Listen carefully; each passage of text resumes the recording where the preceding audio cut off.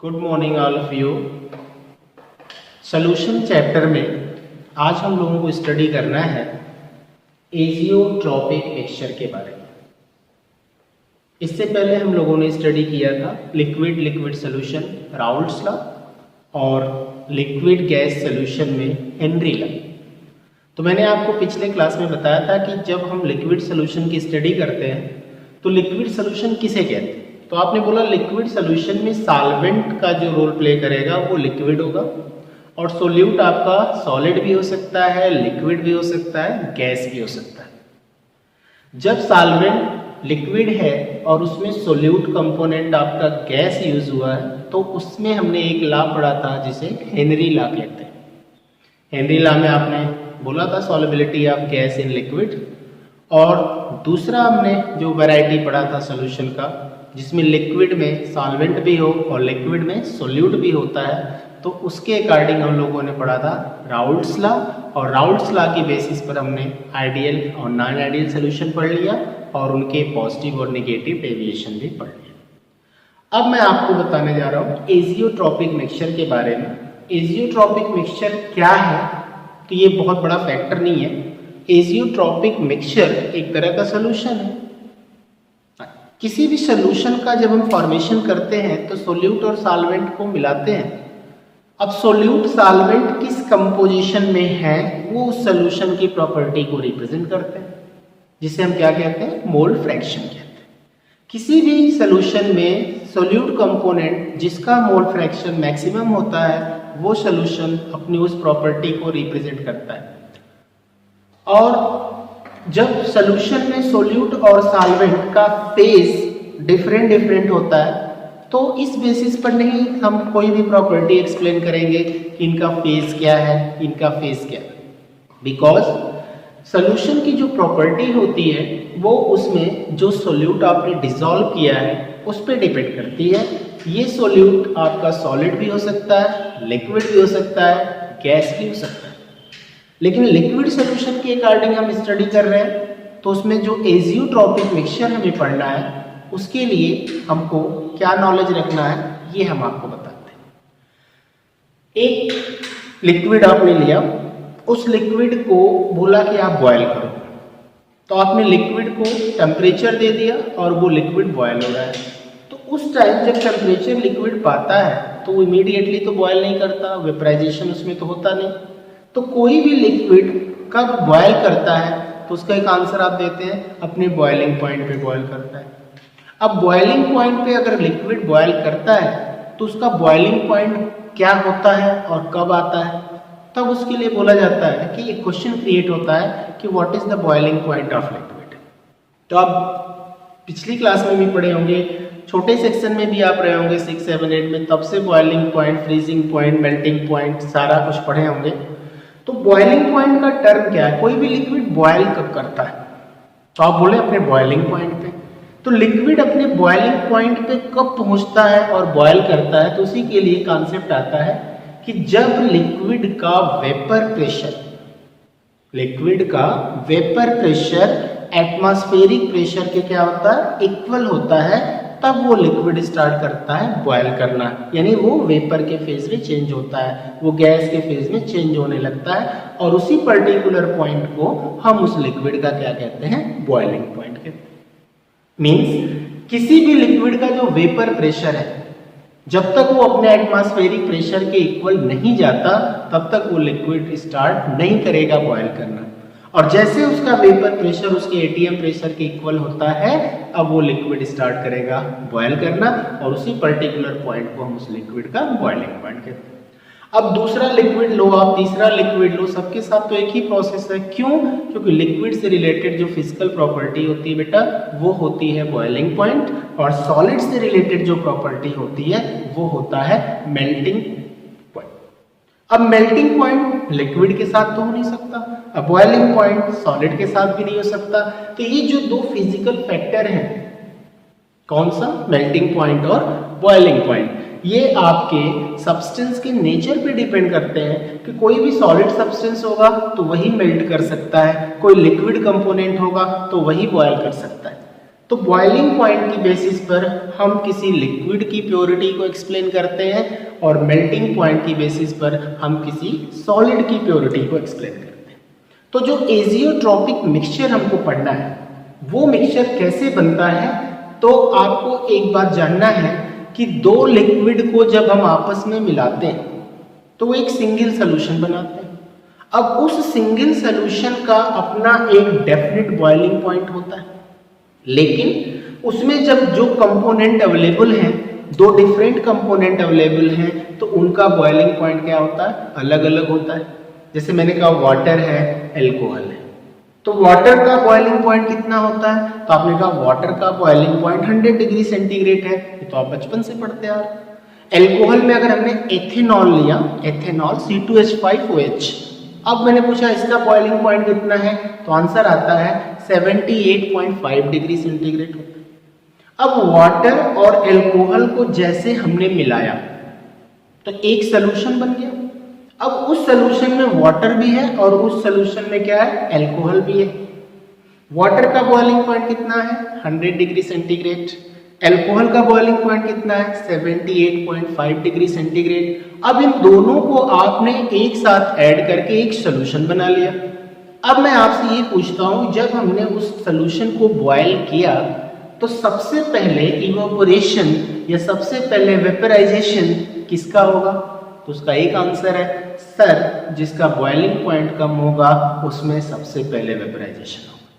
क्यों, टेम्परेचर आप 0 से स्टार्ट करोगे, तो जब 0 से बढ़ते बढ़ते आपका टेम्परेचर 78.5 पे आएगा तो एल्कोहल स्टार्ट क्या, इवापोरेशन।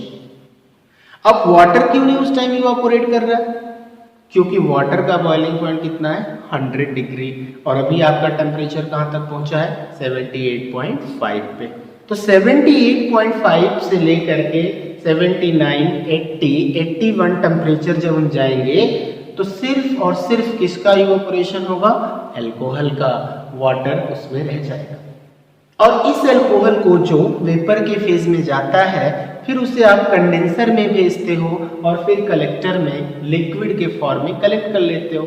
इसको कहते हैं separation of two liquid from a liquid mixture. अब एक कहाँ चला गया, एथेनॉल कलेक्टर में कलेक्ट हो गया और आपके डिस्टिलेशन फ्लास्क में कौन रह गया, वाटर। इस तरह से हम दो लिक्विड कंपोनेंट को आपस में सेपरेट भी करते हैं और इस मेथड को कहते हैं फ्रैक्शनल डिस्टिलेशन मेथड।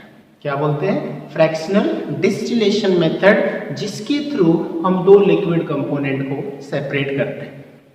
अब बात आती है कि एल्कोहल और वाटर जिसको आपने मिलाया था वो अलग अलग प्रोपोर्शन में थे, उनका बॉइलिंग पॉइंट भी अलग अलग था और उनके बॉइलिंग पॉइंट में बहुत ज़्यादा डिफरेंस भी था। इसलिए जिसका बॉइलिंग पॉइंट कम था उसमें पहले इवापोरेशन हो गया और जिसका बॉइलिंग पॉइंट ज़्यादा है उसका इवापोरेशन बाद में होगा। तो वो मेथड जिसके द्वारा आपने दो लिक्विड कंपोनेंट को सेपरेट किया जिनके बॉइलिंग पॉइंट में 10 डिग्री से ज़्यादा का डिफरेंस होता है, उसके सेपरेशन की मेथड को कहते हैं फ्रैक्शनल डिस्टिलेशन मेथड। लेकिन अगर इसी एल्कोहल और इसी वाटर को हम एक ऐसे डेफिनेट कंपोजिशन में ले लें, एक ऐसे डेफिनेट अमाउंट में वेइंग करके ले लें कि दोनों के दोनों एक ही पर्टिकुलर टेम्परेचर पे बॉयल करें, दोनों के दोनों एक ही टेम्परेचर पे बॉयल करें, दोनों का इवापोरेशन भी एक साथ हो और दोनों एक ही साथ कंडेंस हो, उनके कंपोजिशन में कोई चेंज नहीं आए, चाहे वो लिक्विड स्टेट में हो चाहे वो वेपर स्टेट में। तो आप कहेंगे ये कैसे पॉसिबल होगा, दो डिफरेंट लिक्विड है, दो का बॉइलिंग पॉइंट डिफरेंट है, तो दोनों एक ही साथ एक ही पर्टिकुलर टेम्परेचर पे कैसे बॉयल करेंगे, यानी उनका डिस्टिलेशन एक साथ कैसे हो सकता है। कह रहे अगर हो जाता है तो उसी लिक्विड मिक्सचर को एजियोट्रॉपिक मिक्सचर कहा जाता है। तो आई थिंक आपको समझ में अब आ रहा होगा कि एजियोट्रॉपिक मिक्सचर क्या है। ये दो लिक्विड कंपोनेंट का एक मिक्सचर होता है जिसमें दोनों लिक्विड कंपोनेंट को एक डेफिनेट कंपोजिशन में लिया जाता है और उस कंपोजिशन में लेने के बाद जब दोनों को बॉयल करते हैं तो दोनों एक साथ बॉयल करते हैं, दोनों एक साथ इवापोरेट होते हैं, दोनों एक साथ कंडेंस होते हैं। जो लिक्विड स्टेट में उनका कंपोजिशन है वही उनके वेपर स्टेट में भी कंपोजिशन रहता है। तो ऐसे लिक्विड मिक्सचर जिनका डिस्टिलेशन होता है without change in their composition, और ऐसे लिक्विड मिक्सचर जो एक ही पर्टिकुलर टेम्परेचर पर बॉयल करते हैं, और उस लिक्विड मिक्सचर को क्या कहते हैं, एजियोट्रॉपिक मिक्सचर कहते हैं। तो एजियोट्रॉपिक मिक्सचर में मैंने जो आपको बताया, इसको मैं एक एग्जांपल लेकर के आपको और इजी करता हूं। थोड़ा ध्यान से, अलग टॉपिक है इसलिए आपको थोड़ा सा और ध्यान देना है। हमने एग्जांपल लिया, हमने कहा कि एक लिक्विड कंपोनेंट ए है और दूसरा लिक्विड कंपोनेंट बी है। एक लिक्विड का बॉइलिंग पॉइंट जो है वो 60 डिग्री सेंटीग्रेड, ध्यान देंगे, और लिक्विड बी जो है उसका जो बॉइलिंग पॉइंट है बेटा वो 50 डिग्री सेंटीग्रेड। अब हमने क्या किया कि जब इस लिक्विड को एक डिस्टिलेशन फ्लास्क में लेकर के हीट किया, तो देखिए ध्यान से 50 डिग्री सेंटीग्रेड लो टेम्परेचर है और 60 डिग्री सेंटीग्रेड हाई टेम्परेचर है। तो सबसे पहले किस लिक्विड में इवापोरेशन होगा, लिक्विड बी में होगा, क्योंकि इसका बॉइलिंग पॉइंट कम है। तो मेरे कहने का मतलब ये था कि अगर इन दोनों को अलग अलग प्रोपोर्शन में हम लेकर के हम एक साथ हीट करते हैं, तो सबसे पहले लिक्विड बी आपका इवापोरेट करेगा और लिक्विड ए बाद में इवापोरेट करेगा, क्योंकि लिक्विड ए का बॉइलिंग पॉइंट लिक्विड बी से ज्यादा है। तो जिसका बॉइलिंग पॉइंट कम होता है उसमें वेपोराइजेशन पहले होगा। लेकिन हमने क्या देखा, हमने कहा कि इन दोनों लिक्विड ए और बी का हमने एक कॉम्बिनेशन लिया जिसमें हमने 20% ए लिया और 80% बी लिया, और इन दोनों लिक्विड से हमने क्या बनाया, एक सॉल्यूशन बनाया। ध्यान दीजिएगा, ये एग्जांपल आपको समझ में आ जाएगा। तो एजियोट्रॉपिक मिक्सचर आप बहुत इजी वे में समझ सकते हैं। लिक्विड ए है, लिक्विड बी है, लिक्विड ए का बॉइलिंग पॉइंट 60 डिग्री है, लिक्विड बी का बॉइलिंग कितना है, 50 डिग्री। हमने कहा इन दोनों को हमने एक साथ मिक्स किया और एक डिस्टिलेशन फ्लास्क में रखा और हमने इसका डिस्टिलेशन किया, फ्रैक्शनल डिस्टिलेशन किया। तो पता चला कि जिसका बॉइलिंग पॉइंट कम है वो पहले इवापोरेट करेगा, वो पहले कंडेंस करेगा, वो पहले लिक्विफाइड हो। तो आपने क्या किया, हमको करना क्या है कि इन दोनों लिक्विड मिक्सचर का वो कौन सा कंपोजिशन ले, वो कौन सा अमाउंट ले जिस पर दोनों एक साथ बॉयल करें, दोनों एक साथ इवापोरेट करें, दोनों एक साथ कंडेंस करें। तो मैंने आपको बताया कि 20% अगर आपने ए ले लिया और 80% आपने बी ले लिया, इन दोनों की कॉम्बिनेशन से आपने क्या बनाया, एक सॉल्यूशन बनाया। तो आपने देखा कि इस सॉल्यूशन का जो बॉइलिंग पॉइंट आता है, वो सॉल्यूशन का जो बॉइलिंग पॉइंट आता है, हमने आपको बताया कि ये आ गया आपका 70 डिग्री सेंटीग्रेड। अब इस 70 डिग्री सेंटीग्रेड पर आपका ए और बी दोनों लिक्विड एक साथ इवापोरेट कर रहा है और एक साथ कंडेंस हो रहा है। लेकिन एक बात का आप ध्यान रखें, इसमें परसेंटेज वैल्यू दी गई कि अगर आप ए और बी का एक ऐसा सॉल्यूशन बनाओ जिसमें 20% ए हो और 80% बी हो, और इनका सॉल्यूशन अगर आप बना करके बॉयल करते हो, तो आपको लगेगा ए और बी दोनों एक साथ जाते हैं वेपर स्टेट में और दोनों एक साथ कंडेंस करते हैं। यानी अब दोनों का बॉइलिंग पॉइंट कितना हो जाएगा, 70 डिग्री। ना तो वो बॉइलिंग पॉइंट रहा 60 डिग्री और ना वो बॉइलिंग पॉइंट रहा 50 डिग्री। तो जिस पर्टिकुलर टेम्परेचर पर, जिस पर्टिकुलर कंपोजिशन में दोनों लिक्विड एक साथ बॉयल करते हैं, एक साथ डिस्टिल होते हैं, तो उस लिक्विड मिक्सचर को हम क्या बोलते हैं, एजियोट्रॉपिक मिक्सचर कहते हैं। क्या बोलते हैं, एजियोट्रॉपिक मिक्सचर कहते हैं। अब इसका मैं एक और एग्जांपल दिखाता हूं। इसका एग्जांपल मैं आपको बता रहा हूं। मैंने कहा कि एक सॉल्यूशन हमने बनाया, उसमें एक लिक्विड कंपोनेंट हमने लिया वाटर और एक लिक्विड कंपोनेंट हमने क्या लिया, एथेनॉल। वाटर जो है उसका बॉइलिंग पॉइंट कितना होता है, 100 डिग्री सेंटीग्रेड, और एथेनॉल का बॉइलिंग पॉइंट कितना होता है, 78.5 डिग्री सेंटीग्रेड। अब हमने आपको बताया कि अगर हमने 100 ml सॉल्यूशन बनाया, किससे बनाया, वाटर से भी बनाया और एथेनॉल से भी बनाया। और इस 100 ml सोल्यूशन में आपका जो वाटर है वो हमने लिया 5 ml और जो आपका एथेनॉल है वो हमने लिया 95 ml। वाटर और एथेनॉल के कॉम्बिनेशन से हमने एक क्या बनाया, सोल्यूशन बनाया 100 ml, जिसमें वाटर कितना लिया 5 ml और एथेनॉल कितना लिया 95 ml। तो इस सोल्यूशन का जो बॉइलिंग पॉइंट आता है वो होता है 78 डिग्री सेंटीग्रेड। ध्यान रखिएगा, जो बॉइलिंग पॉइंट आता है वो क्या होता है 78 डिग्री सेंटीग्रेड। आपके एथेनॉल का बॉइलिंग पॉइंट कितना है 78.5। आपके वाटर का प्योर बॉइलिंग पॉइंट क्या है 100 डिग्री सेंटीग्रेड। लेकिन जब वाटर और एथेनॉल का कौन सा अमाउंट लिया आपने, 5 ml वाटर और 95 ml क्या लिया आपने, एथेनॉल लिया। इनसे जो सोल्यूशन आपने 100% मतलब 100 ml बनाया उसका बॉइलिंग पॉइंट क्या आता है 78 डिग्री सेंटीग्रेड। इस कंपोजिशन पर अब ये दो सोल्यूशन बनाए हैं, इनका बॉइलिंग पॉइंट आता है 78 डिग्री सेंटीग्रेड। ये बॉइलिंग पॉइंट वाटर के बॉइलिंग पॉइंट से भी कम आता है और ये बॉइलिंग पॉइंट देखिए एथेनॉल के भी बॉइलिंग पॉइंट से कम आता है। तो इस एजियोट्रॉपिक मिक्सचर को कहते हैं मिनिमम बॉइलिंग एजियोट्रॉप्स। क्या बोलते हैं, मिनिमम बॉइलिंग एजियोट्रॉप्स। क्यों बोलते हैं, क्योंकि इसका बॉइलिंग पॉइंट दोनों कंपोनेंट के बॉइलिंग पॉइंट से कम आता है।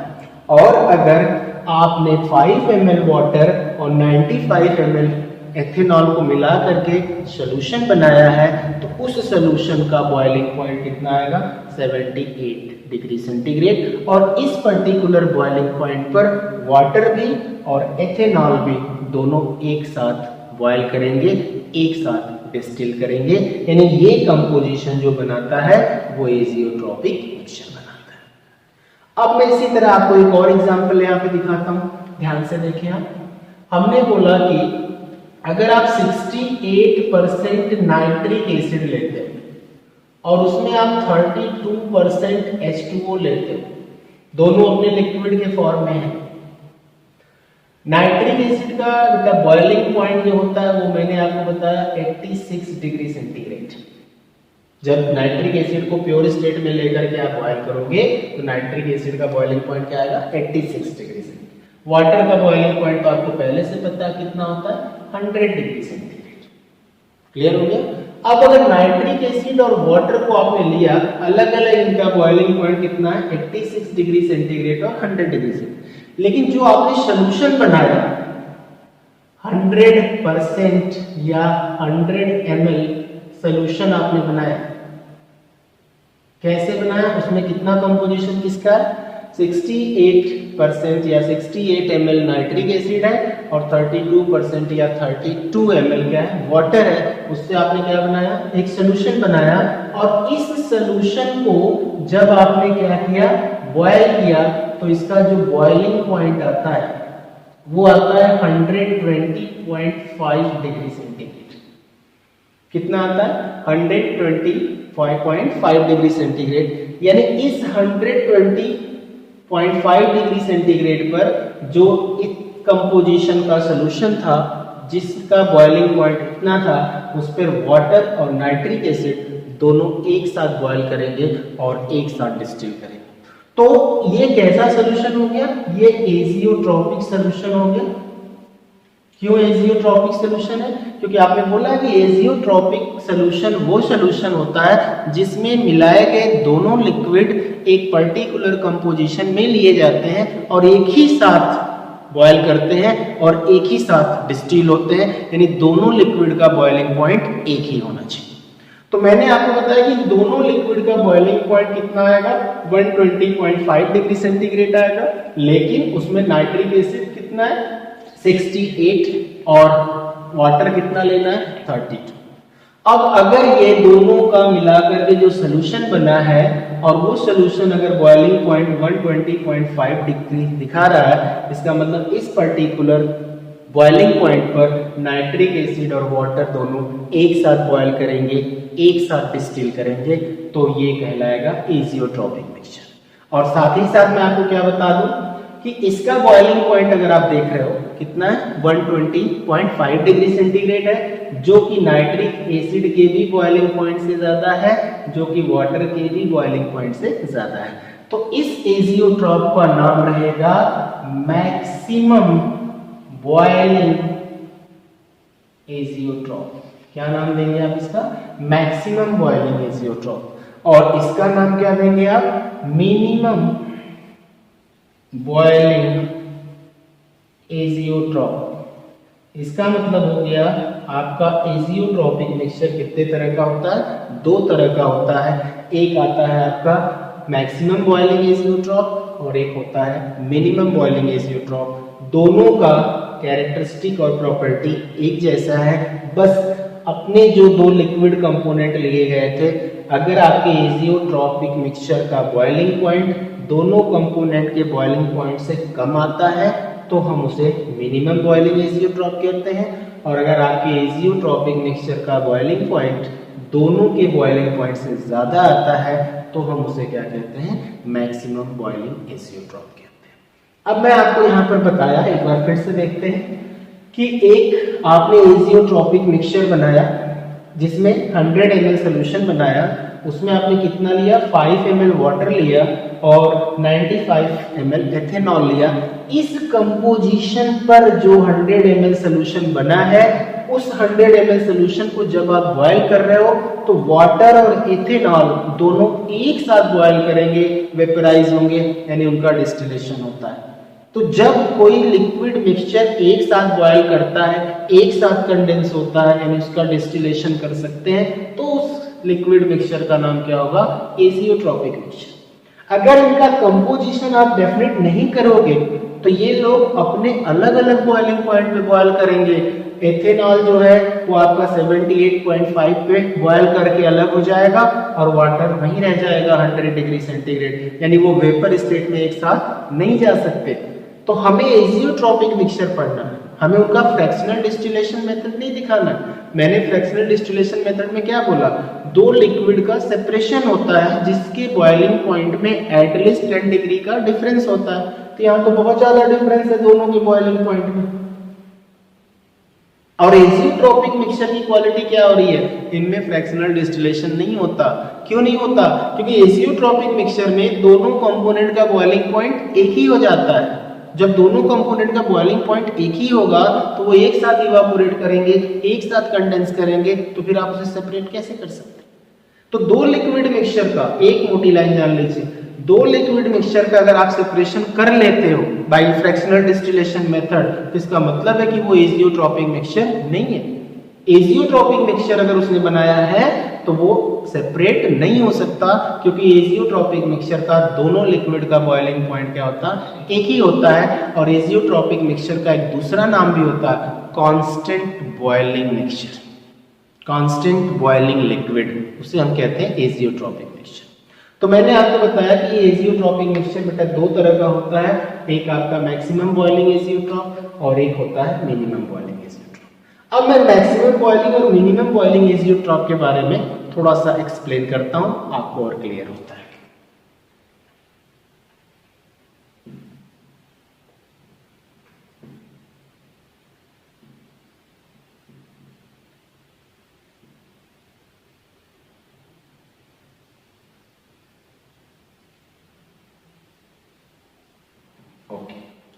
मैं आपको ये बता रहा था कि जो एजियोट्रॉपिक मिक्सचर होता है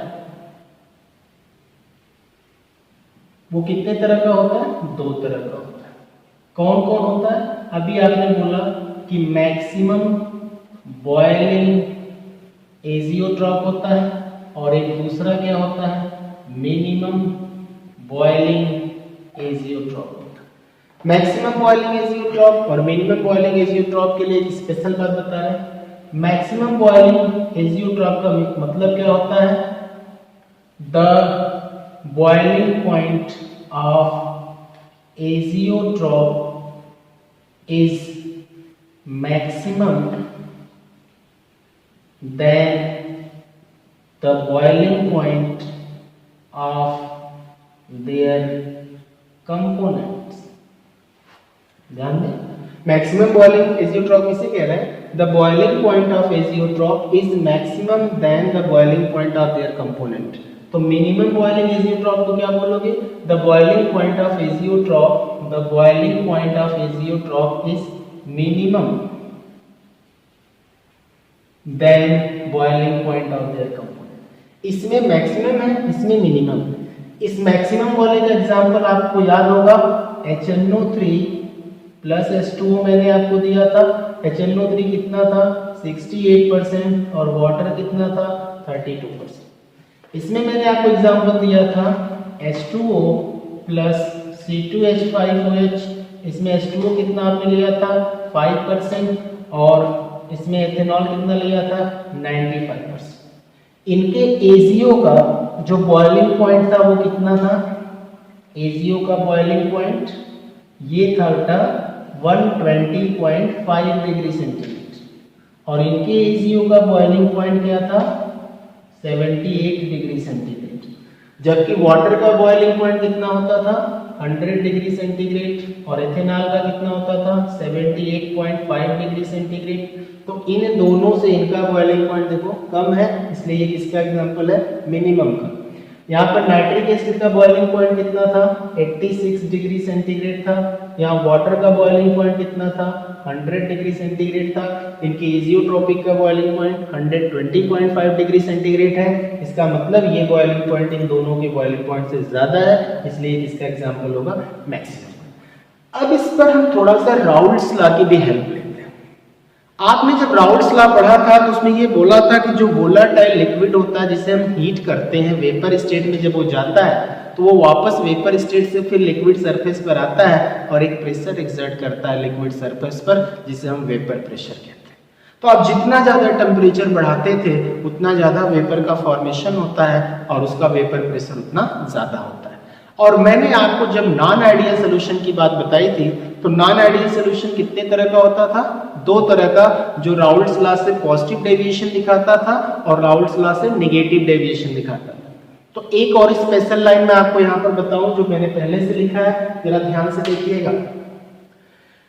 पहला क्या था कि liquid mixture which distilled without a change in their composition are called azeotropic mixture, are called azeotropic mixture. इसके बाद मैंने बताया कि azeotropic mixtures are not separated by fractional distillation method. क्यों? क्योंकि दोनों का बॉइलिंग पॉइंट एक हो जाता है। अच्छा, उसके बाद आपने यहाँ पर एक स्पेशल लाइन क्या लिखा है, ध्यान दीजिए। This tendency of liquid mixture is shown by non ideal solution showing positive and negative deviation from Raoult's law. ये इंपॉर्टेंट लाइन है, ये इंपॉर्टेंट लाइन आप जरा फिर से ध्यान से देख लो। This tendency of liquid mixture यानी azeotropic mixture is shown by non ideal solution, यानी आइडियल सॉल्यूशन से आप एजियोट्रोपिक मिक्सचर नहीं बना सकते।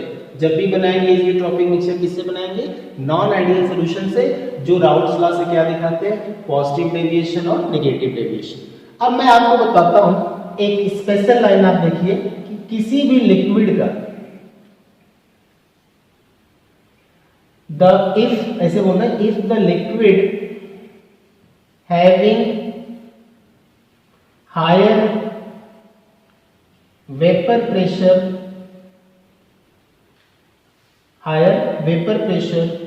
showing higher vapor pressure that expected from Raoult's law, तो maximum या showing positive deviation।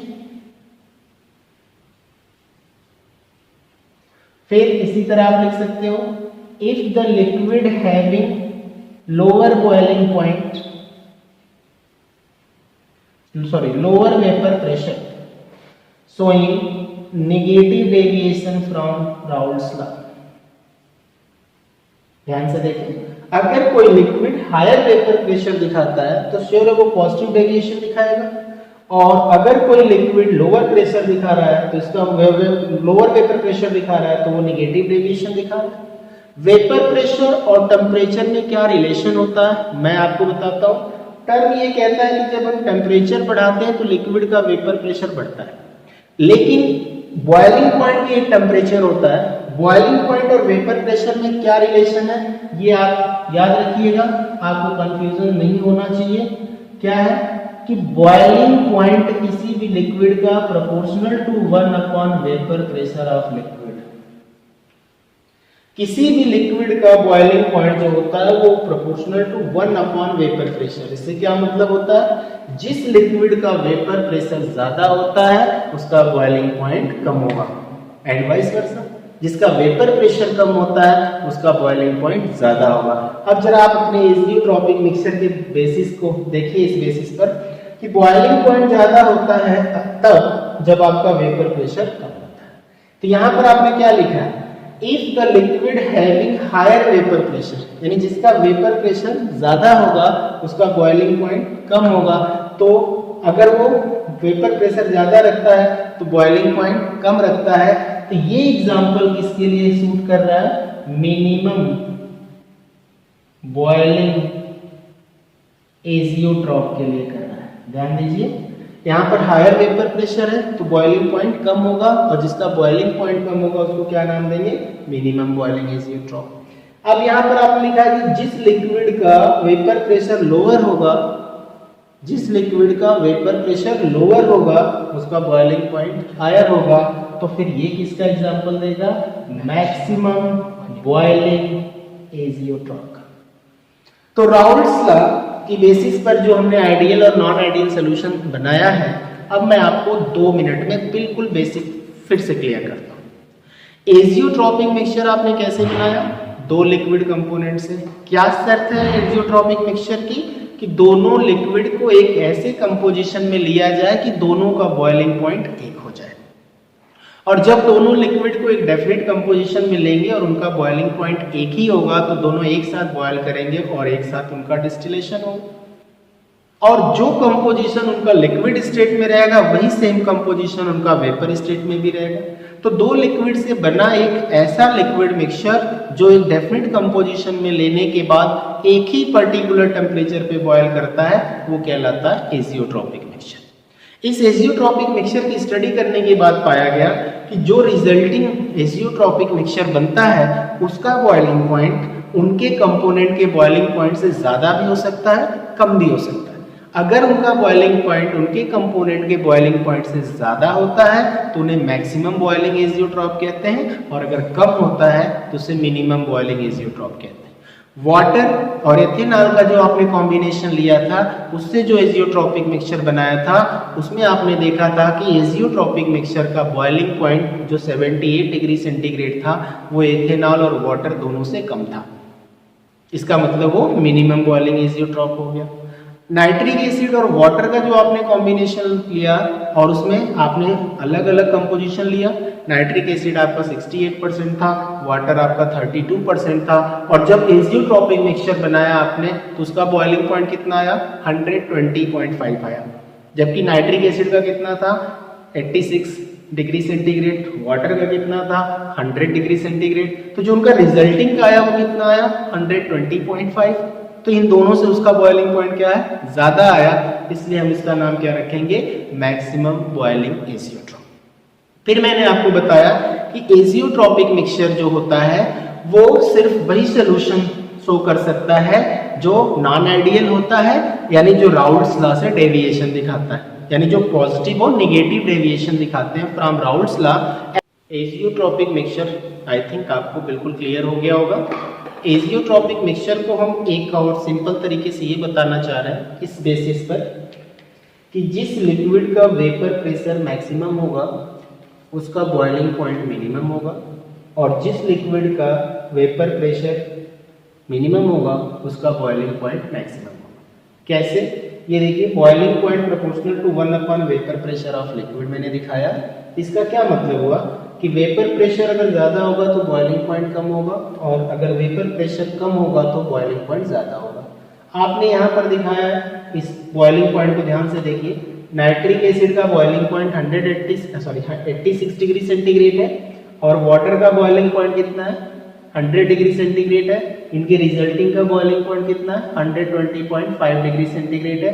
बिल्कुल क्लियर है इस एग्जांपल में कि ये बॉइलिंग पॉइंट इन दोनों के बॉइलिंग पॉइंट से क्या है, ज्यादा है। अगर ये बॉइलिंग पॉइंट बेटा इन दोनों के बॉइलिंग पॉइंट से ज्यादा है तो फिर इसका वेपर प्रेशर कम होगा, इसका वेपर प्रेशर कम होगा। क्यों? क्योंकि ये देखिए बॉइलिंग पॉइंट प्रोपोर्शनल टू 1/वेपर प्रेशर। इस लिक्विड कंपोजिशन पे आइए, वाटर का बॉइलिंग पॉइंट 100 डिग्री सेंटीग्रेड है, एथेनॉल का बॉइलिंग पॉइंट 78.5 डिग्री सेंटीग्रेड है, इनके रिजल्टिंग का बॉइलिंग पॉइंट क्या आ रहा है? 78 डिग्री सेंटीग्रेड आ रहा है। तो ये 78 डिग्री सेंटीग्रेड इन दोनों की बॉइलिंग पॉइंट से कम है। अगर इसका बॉइलिंग पॉइंट कम है तो श्योर इनका वेपर प्रेशर ज्यादा होता है। एक चीज आप क्या समझ रहे हो इस रिलेशनशिप से कि जिस लिक्विड का वेपर प्रेशर ज्यादा होगा उसका बॉइलिंग पॉइंट कम होगा। तो राउल्स लॉ में जो पॉजिटिव और नेगेटिव डेविएशन दिखा रहा था सॉल्यूशन, वो किस बेसिस पर दिखा रहा है? वेपर प्रेशर की बेसिस पर। मैक्सिमम बॉइलिंग एजियोट्रॉप यहाँ पर, मिनिमम बॉइलिंग एजियोट्रॉप यहाँ पर, दो नाम आया। और वहां पर नॉन आइडियल सॉल्यूशन में क्या पढ़े थे? पॉजिटिव डेविएशन और नेगेटिव डेविएशन। तो बिल्कुल क्लियर हो रहा है दोनों का रिलेशन। क्या? देखिए एक लाइन में बताता हूं आपको।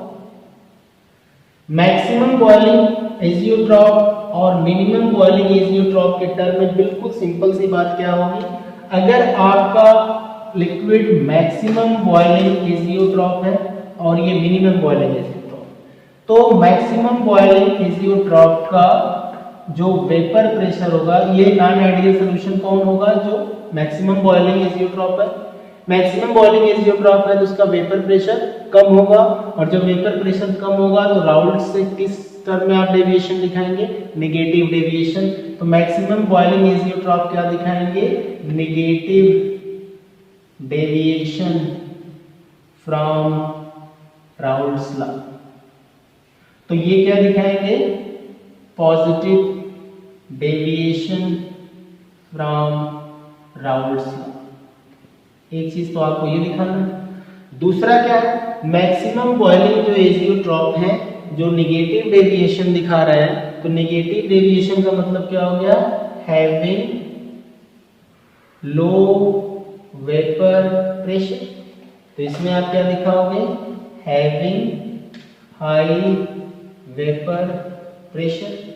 तो इस तरह से हम एजियोट्रॉपिक मिक्सचर का डिफरेंस भी कर सकते हैं। अगर azeotropic mixture maximum boiling azeotrope है तो वो क्या दिखाएगा? नेगेटिव डेविएशन दिखाएगा। और अगर मिनिमम बॉइलिंग एजियोट्रॉप है तो वो पॉजिटिव डेविएशन दिखाएगा। अगर ये नेगेटिव डेविएशन दिखाता है तो इसका वेपर प्रेशर राउल्स के वेपर प्रेशर से कम होगा, और अगर ये पॉजिटिव डेविएशन दिखा रहा है तो इसका वेपर प्रेशर राउल के वेपर प्रेशर से ज्यादा होगा। तो इस तरह से आप क्या कर रहे हैं? एजियोट्रॉपिक मिक्सचर की स्टडी कर रहे हैं। और मैं वेपर प्रेशर और बॉइलिंग पॉइंट का एक सिंपल सा एग्जांपल आपको बताता हूं, इससे आप और क्लियर कर सकते हैं। ध्यान दीजिएगा, हमने आपको बताया कि कोई भी लिक्विड बॉयल कब करता है, तो आपने बोला अपने बॉइलिंग पॉइंट पे बॉयल करता है। वो लिक्विड अपने बॉइलिंग पॉइंट पर कैसे पहुंचता है? तो आपने बोला टेम्परेचर दे देते हैं। करें कितना टेम्परेचर आप उस लिक्विड को देंगे और कब तक देंगे? अगर ये सर्टेनिटी नहीं है तो हम कितना टेम्परेचर दें, कब तक दें, कैसे उम्मीद करेंगे ये कब बॉयल करेगा, वो कब बॉयल करेगा? तो उसके लिए एक सिंपल सा कॉन्सेप्ट है। अगर किसी लिक्विड को बॉयल करना है, यानी जब आपके लिक्विड का vapour pressure of liquid becomes equal to क्या? ATM pressure. किसी भी लिक्विड का बेटा वेपर प्रेशर जब एटीएम प्रेशर के इक्वल होगा तब वो लिक्विड क्या करेगा? स्टार्ट करेगा क्या करना? बॉयल करेगा। और उसी को हम कहते हैं बॉइलिंग पॉइंट ऑफ लिक्विड। किसी लिक्विड का बॉइलिंग पॉइंट क्या है? The temperature at which vapour pressure of liquid become equal to atmospheric pressure. किसी भी लिक्विड का वेपर प्रेशर श्योर है उसके एटीएम प्रेशर से कम होता है। तो उस लिक्विड के लिए, जैसे मान लीजिए ये आपका एटीएम प्रेशर है और लिक्विड का ये वेपर प्रेशर है। अब इस वेपर प्रेशर को हमको कहां ले जाना है? एटीएम प्रेशर पे ले आना है। तो यहां से ये जाएगा कैसे? आप टेम्परेचर देते हो, तो टेम्परेचर देते देते जाते हैं और जाकर के जब ये वेपर प्रेशर एटीएम प्रेशर के बराबर हो जाता है तब यहां से ये लिक्विड वेपराइज करता है, बबल्स बनने लगते हैं, तब उसी पॉइंट को हम उसका बॉइलिंग पॉइंट कहते हैं। तो इसका मतलब कंफर्म हुआ कि हर लिक्विड का वेपर प्रेशर एटीएम प्रेशर के नीचे होता है, किसी का बहुत नीचे होता है, किसी का बहुत कम नीचे होता है। तो जो भी हो गैप, उस गैप को कैसे फुलफिल करना है, टेम्परेचर देंगे। जब टेम्परेचर देंगे तब इसका वेपर प्रेशर इंक्रीज होके किसके इक्वल आ जाएगा, एटीएम प्रेशर के, तब जाकर के वो लिक्विड क्या करेगा, बॉयल करेगा और वही उसका बॉइलिंग पॉइंट होगा। ये चीज तो हम लोगों को कॉलीगेटिव प्रॉपर्टी में भी अभी आगे पढ़ना है। तो मैं आपको सिंपली एक एग्जांपल के टर्म में दिखाऊं कि सपोज करो ये जो लाइन मैंने आपको दिखाई है ये आपका एटमॉस्फेरिक प्रेशर है। क्या है, एटमॉस्फेरिक प्रेशर। मैं आपको एक एक करके एग्जांपल दूं। अभी अभी आपने मैक्सिमम और मिनिमम बॉइलिंग एजियोट्रॉप पढ़ा है, तो मैं आपको अभी मिनिमम बॉइलिंग एजियो का एग्जांपल दिया था। उसमें किसका किसका कॉम्बिनेशन था, नाइट्रिक एसिड का था और water, sorry minimum boiling azeotrope में क्या था, वाटर था और एथेनॉल था। अब मैं आपको ये बता रहा हूं कि अगर ये वाटर है और ये वाटर का वेपर प्रेशर है, वाटर का बॉइलिंग पॉइंट कितना है, 100 डिग्री सेंटीग्रेड। अब वाटर को इस एटमॉस्फेरिक प्रेशर तक अपने वेपर प्रेशर को ले जाने के लिए कितना टेम्परेचर देना पड़ा, 100 डिग्री सेंटीग्रेड। उसके बाद आपके एथेनॉल का बॉइलिंग पॉइंट कितना था, 78.5 था। तो क्या वो बॉइलिंग पॉइंट 100 से कम है, बिल्कुल कम है। जिसका बॉइलिंग पॉइंट कम होगा उसका वेपर प्रेशर ज्यादा होगा, अभी आपने रिलेशन दिया। तो अगर वाटर का वेपर प्रेशर यहाँ है तो जाहिर सी बात है कि एथेनॉल का वेपर प्रेशर इससे ज्यादा है। एथेनॉल का वेपर प्रेशर इससे ज्यादा क्यों है, क्योंकि एथेनॉल का बॉइलिंग पॉइंट कम है और we know that boiling point proportional to 1 upon vapour pressure.